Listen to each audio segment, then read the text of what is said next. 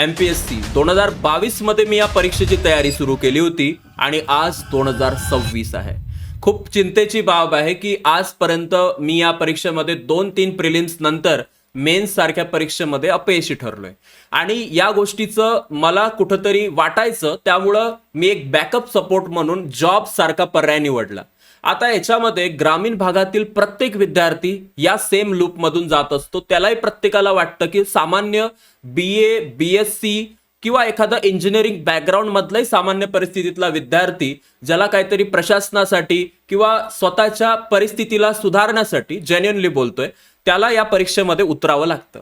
आणि या परीक्षेमध्ये या लूपमध्ये जेव्हा तो उतरतो त्याला खूप आशा असतात या परीक्षेपासून आणि त्या आशेसाठी दिवसाचं रान तो करतोय. त्या ठिकाणी लायब्ररीमध्ये बसलेला असतो. प्रत्येक विद्यार्थी तिथं असतो जो सकाळी 7 वाजता त्याचा दिवस सुरू होतो तर सायंकाळी 7 वाजेपर्यंत तो विद्यार्थी किंवा काही विद्यार्थी रात्री 11 ते 12 वाजेपर्यंत पण लायब्ररीमध्ये असतात. आता ह्या सर्व परिस्थितीतून मीही गेलेलो आहे, तुम्हीही जातायत आणि येणारा विद्यार्थी पण ज्याला खरंच यश घ्यायचंय तो जाणार आहे. या परीक्षेची थोडी सत्यता आपण तपासूया. एक सुधीर नावाचा विद्यार्थी होता. या सुधीर नावाचा विद्यार्थी 10वी मध्ये असतो. 10वी मध्ये खूप चांगला अभ्यास करतो आणि कुठेतरी त्याला समजतं की आपली परिस्थिती जर सुधारायची असेल तर आपल्याला MPSC सारखी स्पर्धा परीक्षा देणं आवश्यक आहे. या परीक्षेची तयारी तो सुरू करतो असं मी म्हणणार नाही त्याच वर्षी, कारण त्या परीक्षेची तयारी करणं सुरू 10वी मध्ये 11वी 12वी मध्ये शक्य नाहीये. सो त्या परीक्षेच्या तयारीसाठी तो तेव्हापासून थोडा मोटिवेटेड असतो की मी एक IAS अधिकारी होणार किंवा मी एक तहसीलदार डेप्युटी कलेक्टर नक्कीच होणार. आणि त्या गोष्टीसाठी तो विद्यार्थी त्या जिद्दीनं त्या 10वी मध्ये 11वी मध्ये 12वी मध्ये अभ्यास करत असतो. आता जेव्हा हा सुधीरचं 10वी होतं 90% मार्क, 12वी येतं 70% मार्क आणि पुढं तो या स्पर्धा परीक्षेसाठी, म्हणजे पहिल्यांदा तर आपल्याला माहिती आहे ग्रॅज्युएशन करणं आवश्यक आहे. तर ग्रामीण भागातला प्रत्येक विद्यार्थी असं कॉलेज पाहतो की त्या कॉलेजमध्ये त्याच्या मेरिटनुसार तिथं त्याला पहिल्यांदा भेटलेलं असतं किंवा तो असा विद्यार्थी असतो की त्याला एखाद्या आजूबाजूच्या ग्रामीण भागातल्या त्या आजूबाजूला जे काय आहे BA BSc होते तो करत असतो. आणि त्या सर्व गोष्टींमधून तो लायब्ररी जॉईन करतो. त्याची एक रुटीन सुरू होऊन जाते. सकाळी लायब्ररी, रात्री तो तिथं वापस येतोय, जेवण करून पुन्हा लायब्ररीत जातोय. कंटिन्युअस लूप मध्ये तो असतो आणि यामध्ये कितीतरी गोष्टीचा त्याग झालेला असतो. ना लग्न, ना कोणाचं काय, ना कोणाचं काय. आपण कुठेच जात नाही, आपण फक्त फोकस असतो आपल्या एका ध्येयावरती. पण याच्यामध्ये अनफॉर्च्युनेटली जेव्हा आपण पहिली प्रिलिम्स देतो, अनफॉर्च्युनेटली आपल्याला तिथं थोडंसं जे आहे वेगळं फील होतं. प्रत्येकाला वाटतं जेव्हा त्याची पहिली प्रिलिम्स तो देतो की मला चांगला मार्क्स मिळेल, त्याची चांगली स्कोर वगैरे येतील, पण ते त्याच्यात होत नाही. मग तो दुसऱ्या याची अजून उमेदीनं तयारी करतो. ऍक्च्युली पहिल्या याच्यात एवढं वाईट वाटत नसतं. त्याला प्रत्येकाला वाटतं विद्यार्थ्याला माझी तर पहिलीच होती आणि आता मी पुढच्या परीक्षेत याच्यापेक्षा भारी करणार. त्याला प्रत्येक जण सांगतं, त्याच्यासोबत ते जे मोटिवेटेड किंवा ते एक्सपिरियन्स लोक त्यानं जोडून घेतलेले असतात ते सगळं सांगतात त्याला, अरे पहिलीच परीक्षा होती, पुढं खूप चांगला आहे, अजून तर खूप चांगले मार्क भेटले तुला, पहिलीच परीक्षा आहे. पुन्हा लूप, पुन्हा 1 वर्षाचा तो लूप सुरू होतो. कारण कोणतीच परीक्षा लगेच येत नसते 3-4 महिन्यामध्ये. दरवर्षी परीक्षा येते. कंबाईन ग्रुप B असो, ग्रुप C असो किंवा राज्यसेवा असो. आता या परीक्षेसाठी जेव्हा तो पुन्हा सुरुवात करतो तो त्यामधून अजून एफर्ट देत देत सगळ्या गोष्टी करत असतो.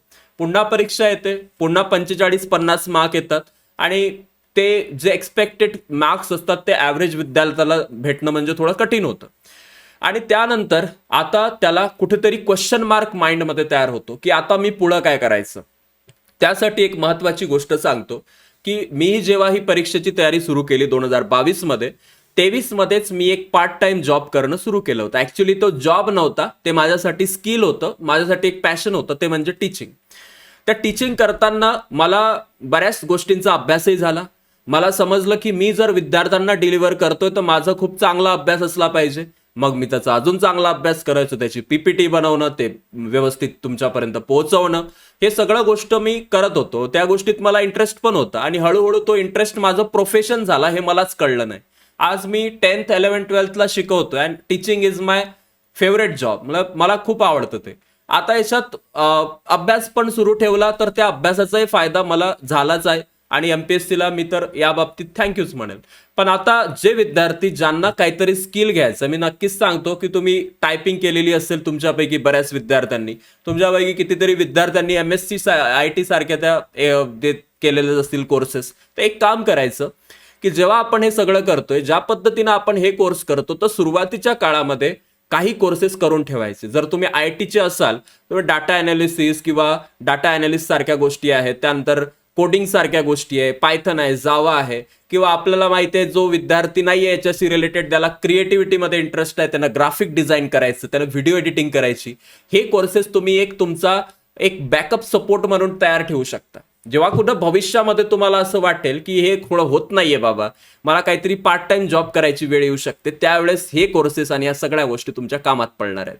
मी सांगतो 99% जे विद्यार्थी सक्सीड होत आहेत त्याच्यामध्ये, ते विद्यार्थी या कारणामुळे होत आहेत की दुसरा कोणताच ऑप्शन नाहीये, त्यामुळं रात्रंदिवस एक करून त्या परीक्षेच्या मागं ते लागतात. आणि ते सगळं सुरूही असतं आणि त्याच्यासाठी एक चांगला स्ट्रॉंग माइंड लागतो. प्रत्येकाचाच माइंड त्या लेवलचा सिक्युअर फील करत असेल, कारण मोस्ट ऑफ द स्टुडंट जात असतात डिप्रेशन एन्झायटी मधून. आणि त्यावेळेस मला असं वाटतं की एक स्किल सोबत ठेवायची.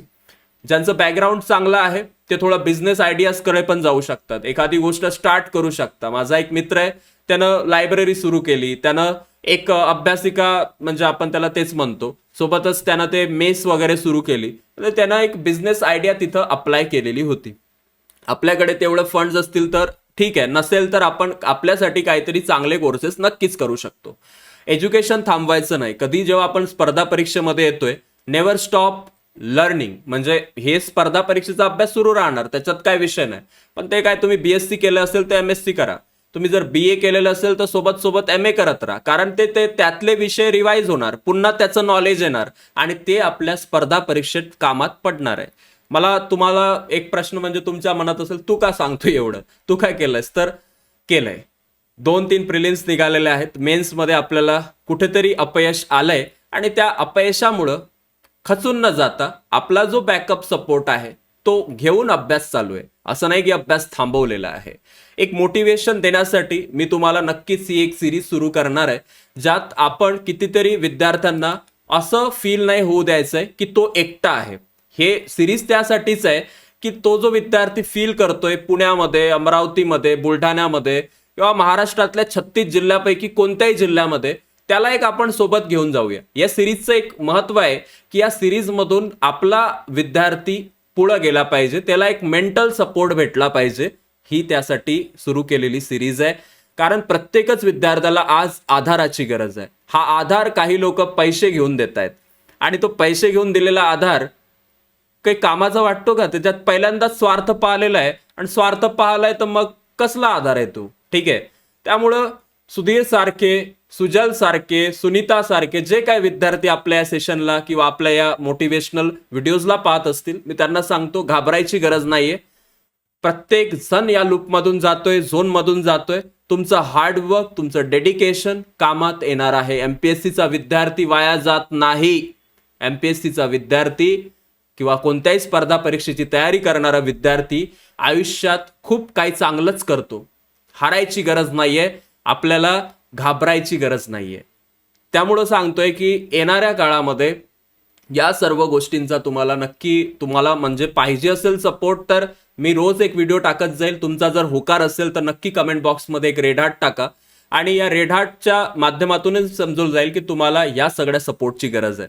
या सपोर्टमध्ये मी खूप सारे विद्यार्थी पण तुमच्यासोबत कनेक्ट करणार आहे, ज्या सक्सेस स्टोरीज अशा आहेत की काही माझे मित्र आहेत जे अशा परिस्थितीत यश त्यांनी घेतलेलं आहे, तुम्ही तिथं म्हणाल शक्यच नाही, हा घेऊ शकत नाही, त्या पद्धतीत, त्या परिस्थितीत. आणि ते आताच्या काळामध्ये असं नाही की 10 वर्षापूर्वी प्रत्येकच जण म्हणतो की परीक्षा सोपी होती, परीक्षा खूप सोपी होती त्या काळात.